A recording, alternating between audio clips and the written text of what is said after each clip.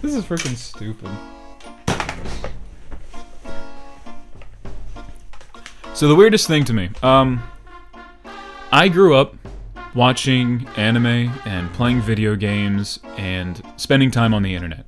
And as time has gone on, those things, which originally were often seen as like this weird, kind of odd hobbyist niche geek culture kind of stuff, slowly has morphed into something that absolutely everybody does.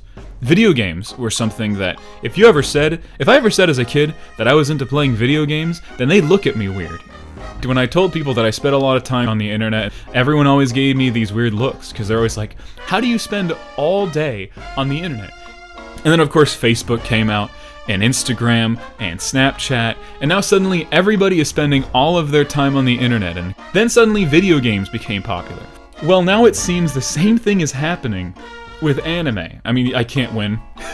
I can't win anymore, so let's just get this out there.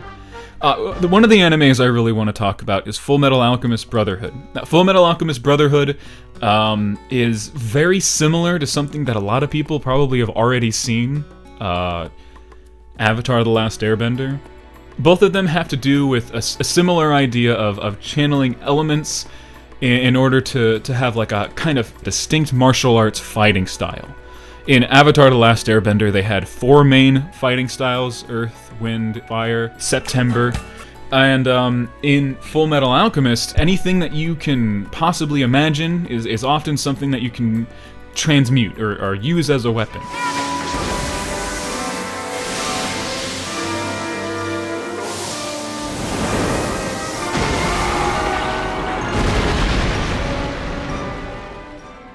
Which makes battles really interesting, especially when you have multiple characters that are kind of like the Avatar, in which they understand a whole lot of different fighting styles or elements or whatever.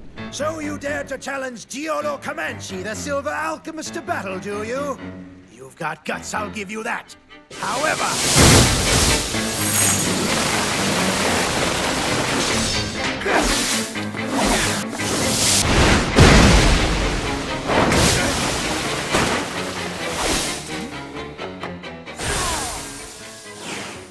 The group behind it was this group called Studio Bones. They're still making stuff. Studio Bones' biggest thing is that they have wonderful choreography. They know how to put a scene together.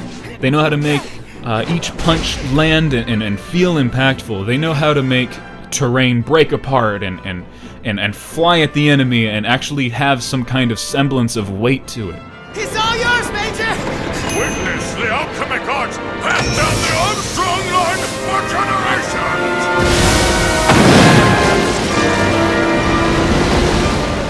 That's unexpected. What the heck are you doing? You're making it worse! Another thing I love about this show are the characters. Each character is driven by their own individual goals, rather than being driven by the plot itself.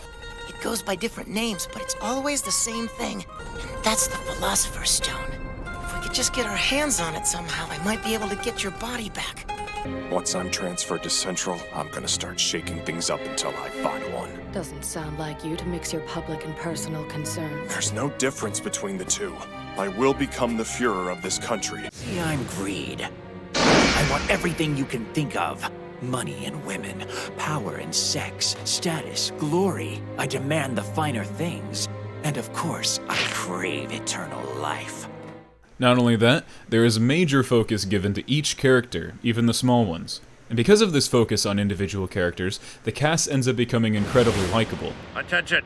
This is Sector 3 Patrol. We're under attack from Scar. Request immediate backup. What?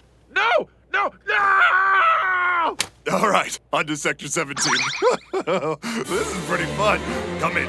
Come in! The reason why I feel like this is all possible is because of Arakawa's ability to write a story that doesn't insult its viewers. Many shows out there have a tendency to either try to over-explain details, to withhold information in an attempt to later pull a twist on the audience, or they often will just waste the viewer's time in order to stretch out the story, adding unnecessary padding or filler in between episodes. Arakawa, instead, trusts her audience to use their own understanding, and instead of adding in filler, decides to focus her time on progressing the individual's character's story arcs. Just one thing. If you hope to eventually protect everyone, then you'll have to figure out a way to stand at the top of the pyramid. FullMetal Alchemist is a very distinctive style. The characters don't look like typical anime characters, and this seems to put a lot of new viewers off. And it's for this reason that I like to show it to a lot of people who are just getting into anime. It seems like most people who aren't really into these kinds of shows are used to anime having similar styles to Dragon Ball Z, Sword Art Online, or Spirited Away, which is exactly why I like to show them FullMetal Alchemist. And finally, this show has an outstanding English dub. This is probably because it isn't the English cast's first time acting out their roles. The original was released in 2003, but featured a different story halfway through and wasn't accurate to the manga it was based off of. The 2009 version cast the same exact voice actors a few years later, so everyone on the cast had not only more experience playing their own roles, but also as working as voice actors in general. This had the effect of helping the actors feel more comfortable reprising their roles. Many of them sounded less like they were acting and more like these roles were simply who they were.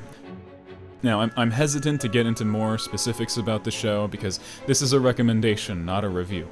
But if any of this seemed interesting to you, then I would highly recommend the show, and I would love to return one day to talk more in depth about the characters, their interactions, the story, and what makes this show so fascinating to me, but that'll have to come another day.